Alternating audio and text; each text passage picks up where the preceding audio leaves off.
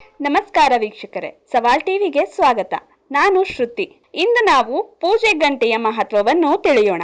ದೇವಸ್ಥಾನಕ್ಕೆ ಹೋದಾಗಲೆಲ್ಲ ಮುಖ್ಯ ದ್ವಾರದಲ್ಲಿ ಗಂಟೆ ಇರುವುದನ್ನು ನೋಡಿರುತ್ತೀರಿ.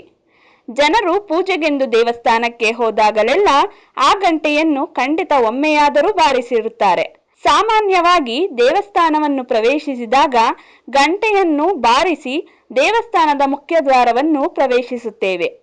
ಹಾಗಾದರೆ ಗಂಟೆ ಬಾರಿಸುವುದರಿಂದ ಆಗುವ ಪ್ರಯೋಜನಗಳ ಬಗ್ಗೆ ಇಲ್ಲಿ ತಿಳಿದುಕೊಳ್ಳೋಣ. ಪೂಜೆ ಎಂದರೆ ದೇವರನ್ನು ಭಕ್ತಿಯಿಂದ ಸ್ಮರಿಸಿ ಪೂಜಿಸುವ ಧಾರ್ಮಿಕ ಕ್ರಿಯೆಯಾಗಿದೆ.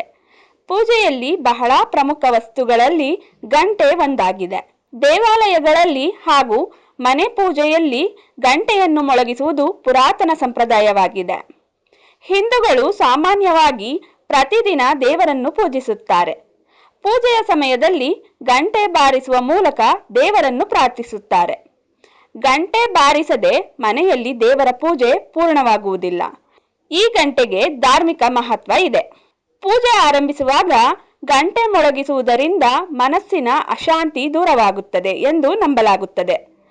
ಗಂಟೆಯ ಧ್ವನಿಯಿಂದ ಸುತ್ತಮುತ್ತಲಿನ ನಕಾರಾತ್ಮಕ ಶಕ್ತಿಗಳು ದೂರವಾಗುತ್ತದೆ ಎಂಬ ನಂಬಿಕೆ ಇದೆ.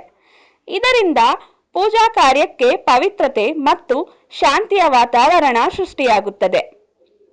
ಗಂಟೆಯ ಶಬ್ದವು ನಮ್ಮ ಮನಸ್ಸನ್ನು ಏಕಾಗ್ರತೆಗೊಳಿಸುತ್ತದೆ.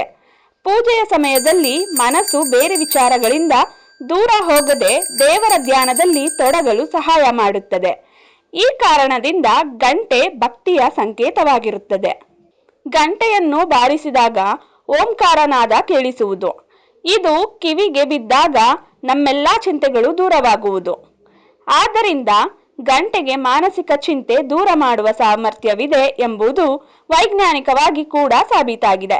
ಒಟ್ಟಿನಲ್ಲಿ ಪೂಜೆ ಗಂಟೆ ಧಾರ್ಮಿಕ ಜೀವನದಲ್ಲಿ ಅತ್ಯಂತ ಮಹತ್ವದ ಸ್ಥಾನ ಹೊಂದಿದೆ.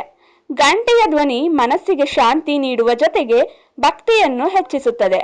ಇದು ನಕಾರಾತ್ಮಕ ಚಿಂತೆಗಳನ್ನು ದೂರ ಮಾಡಿ ದೇವರ ಧ್ಯಾನದಲ್ಲಿ ಮನಸ್ಸನ್ನು ಸ್ಥಿರಗೊಳಿಸಲು ಸಹಾಯ ಮಾಡುತ್ತದೆ. ಆದ್ದರಿಂದ ಪೂಜೆ ಗಂಟೆ ಕೇವಲ ಒಂದು ಲೋಹದ ವಸ್ತುವಲ್ಲ, ಅದು ಭಕ್ತಿ, ಶ್ರದ್ಧೆ ಮತ್ತು ಆತ್ಮಶುದ್ಧಿಯ ಸಂಕೇತವಾಗಿದೆ.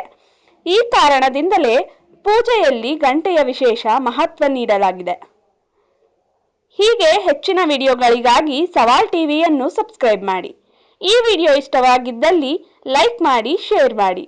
ನಿಮ್ಮ ಅನಿಸಿಕೆಗಳನ್ನು ಕಮೆಂಟ್ನ ಮೂಲಕ ನಮಗೆ ತಿಳಿಸಿ. ಸವಾಲ್ ಟಿವಿ ಸದಾ ನಿಮ್ಮೊಂದಿಗೆ.